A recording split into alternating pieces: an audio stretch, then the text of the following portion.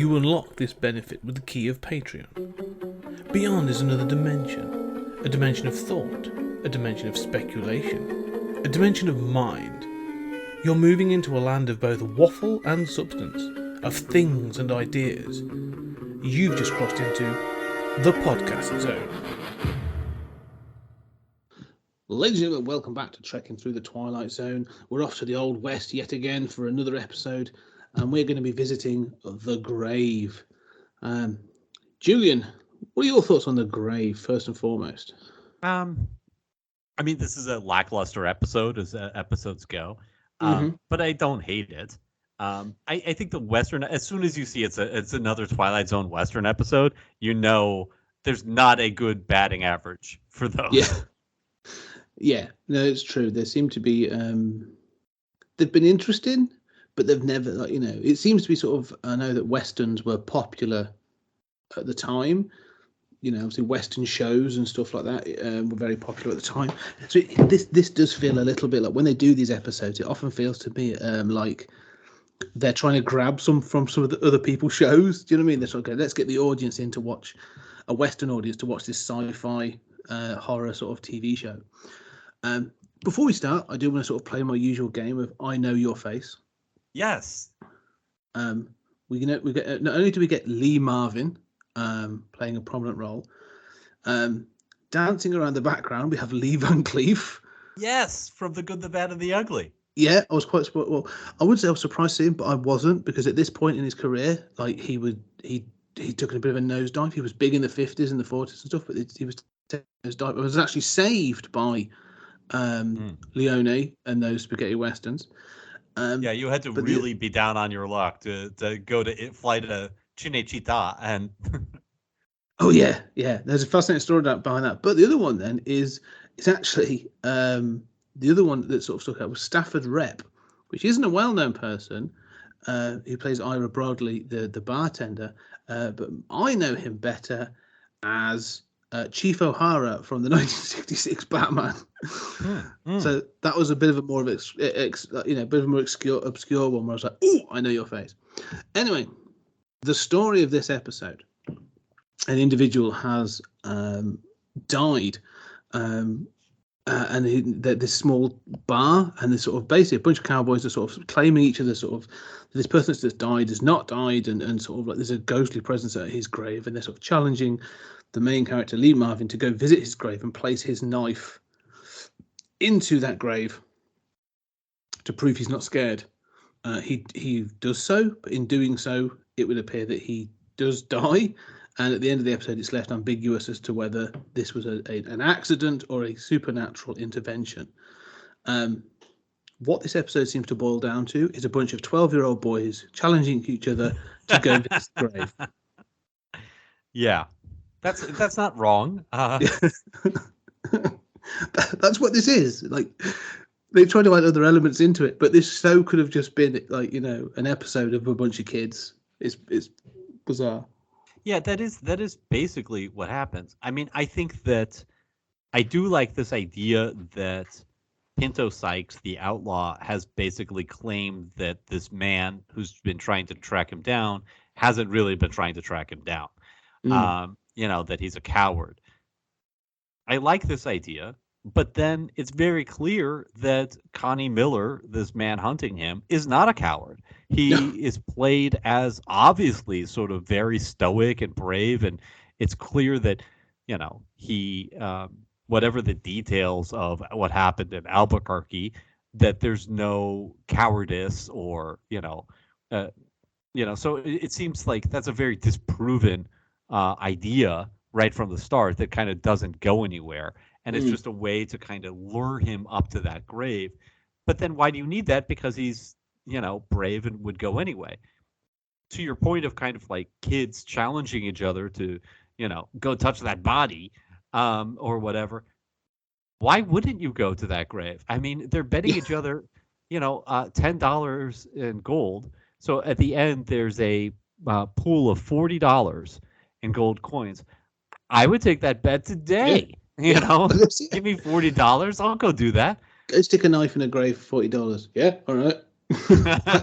Cool. That sounds like a good deal to me. Yeah.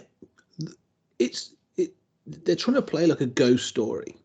So one of the things whilst I was watching this, actually I'd say when it ended, because you get that sort of twist at the end, this played to me like an M.R. James kind of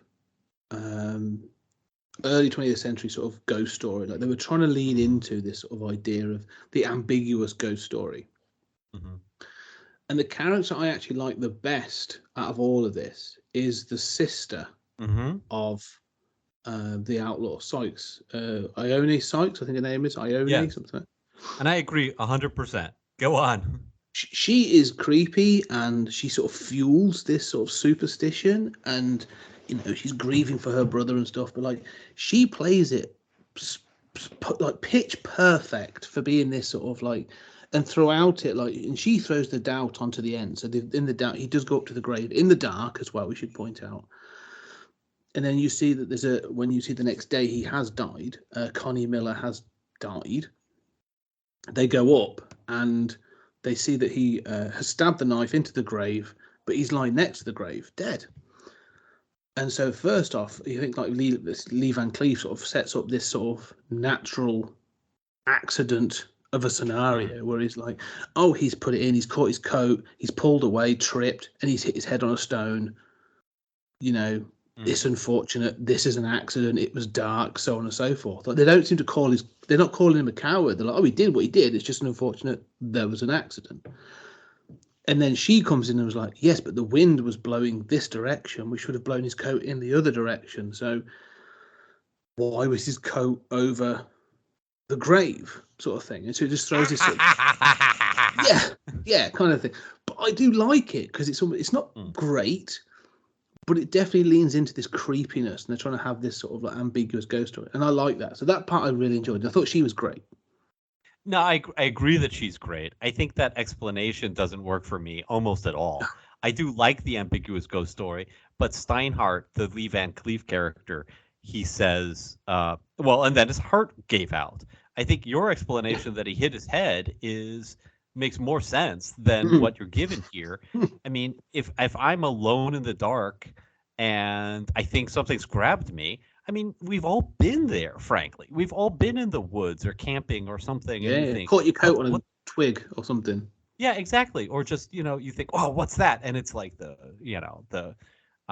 maybe it's a blanket or something, or it's your own pants. But you're thinking, I'm feeling something on my skin. Is that an animal? Is that something? And you sort of freak out for a second. In none of those cases have I had a heart attack and died. So I find this a little strange. And then the explanation, like, well, the wind reverses directions frequently as it swirls around on the ground. It's a little, bizarre. But where I really strongly agree with you is that Ione Sykes, she is sort of dressed in mourning. She's beautiful, but, in a striking sort of haunting way. And she sort of, dares him to do this. She seems to know that her brother was a son of a bitch, but still wants some kind of revenge for him and to spread this, the brother's dying myth or dying idea that he's going to reach up and kill the man who hunted him, which is a little strange to begin with. Well, but is it though? Because visually is presented great. Oh yeah, it's something like a gothic horror, isn't it? Like they're trying to some sort of like gothic element to it. But you say like her sort of is it does it make sense? She's trying to add to her own brother's legend, and that's one of the things I like about it. It's like she's trying to add to the legend, sort of like this. Like you said, she knows her brother was not a good person, but it doesn't stop her from loving him. Like she still loves him as a brother, and so she's trying to add this to this legend of sort of like from beyond the grave. He was so sort of like this vengeance will come from beyond the grave. And it's what these ghost stories and urban legends are all about, isn't it? That's the point. And so I like her interaction like that. She's the best part of this film. Like this episode, she's really good fun. And like she steals the show every scene she's in. Yeah, which is funny because and Lee Marvin is a character sort of like is kind of sort of like he's just sort of there. I don't know how his career was going at the time, but like again, this episode reminds me as to why I kind of like Lee Van Cleef. Like he has quite a creepy element to him as well.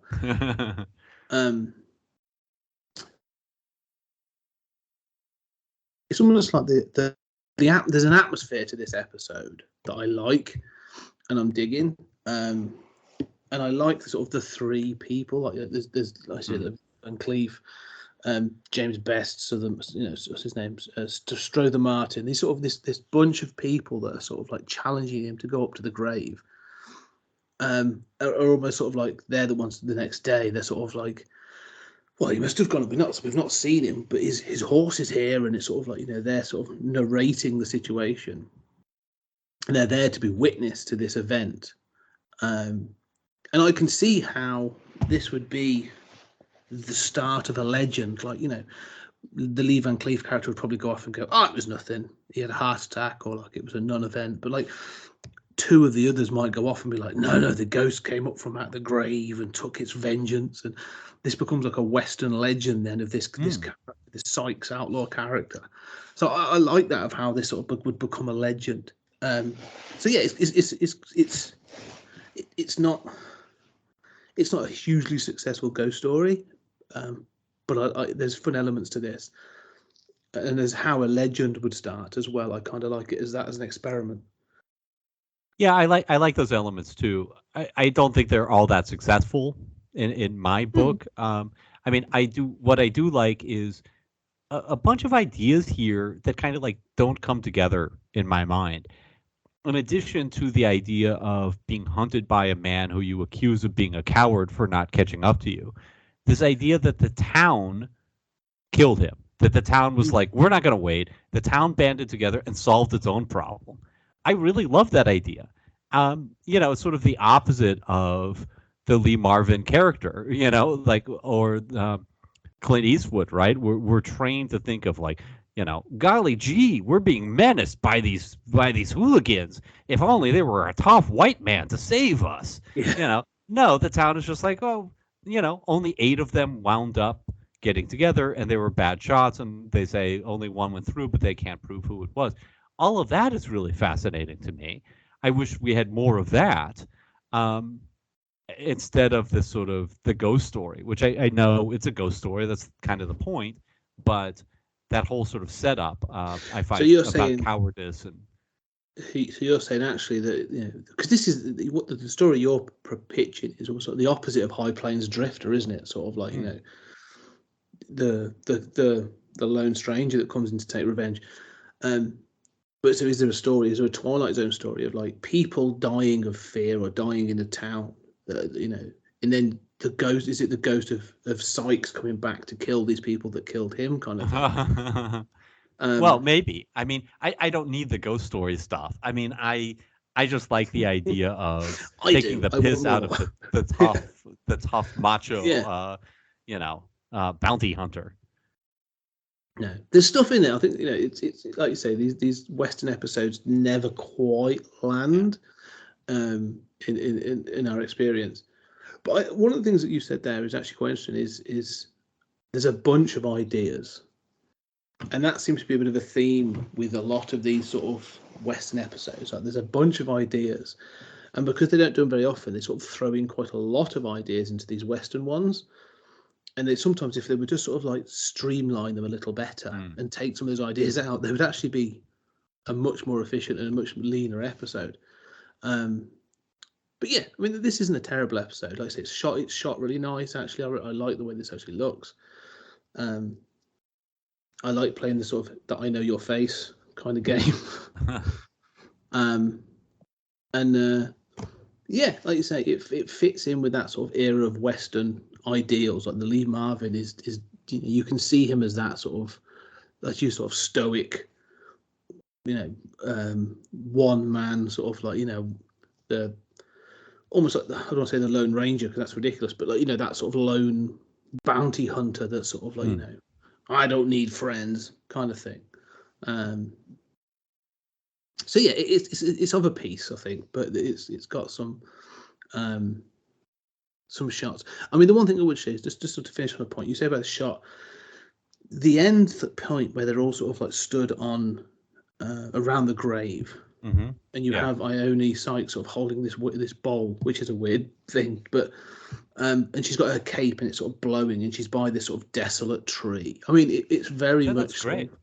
Yeah, and it made me think of like Heathcliff or those sorts of like romanticized gothic sort of tales. So yeah, I definitely think that's intentional. And it made me think, I wouldn't mind like a gothic sort of western. Sort of, I'm going to go seek something out now. I think this is something I want to look for. But yes, it's all right. It's good. It's fun. I might even go back to this episode at some point just for some points. But overall, not the most exciting. Any final thoughts? Well, to that point, this episode was written and directed by Montgomery Pittman, and so it was not a Serling episode. It was also shot for season 2 and not aired until later. So obviously they knew it was not, one of their strongest. My only thing that I have to add as a final thought to that is, who gets the two $20 bets? Because he did succeed. He did go up there and do it, but it killed him. So technically that $40 should go to his heir. Undertaker. Right. It goes to the Undertaker. Is that? Well, I mean, I don't know. That should have been the joke. One of those, in fact, if anything, if we really want some dark humor, one of those people that were egging him on should have been the town's Undertaker. And that should have actually been the final line. Like, one of them should have been like, well, who gets the money now? And the Undertaker should have been like, that'll pay for his coffin. Yeah. That would have been, I'd kind of like that. That would have been quite funny. A bit of dark humor in there as well. Would have been. Yeah. Right. Any other final thoughts before we sort of cover over the grave? Well, I mean, I guess I would, given the opportunities, just point out how strange it is that Pinto Sykes wants revenge on the guy who never caught up to him. Who didn't get him, yeah. Right. Yeah. I mean, it's like one of the guys in town murdered me. The whole town ambushed me and murdered me. But I really want revenge on that guy who's unsuccessfully followed me. It's just, that's just, again, I feel like there's another story there that is just a little more interesting to me than this one. Yeah, it's the wrong focus on this one, I think, which is bizarre. Or even the wrong narrative. Like, it should be that anyone who visits his grave, he'll attack anybody that visits his grave, and you're so scared you won't even visit him after his death, sort of thing. I don't know, but yeah. Anyway, that is the grave, ladies and gentlemen. So thank you very much for listening. We appreciate all your support and taking the time to listen to us. And we shall see you on the next episode.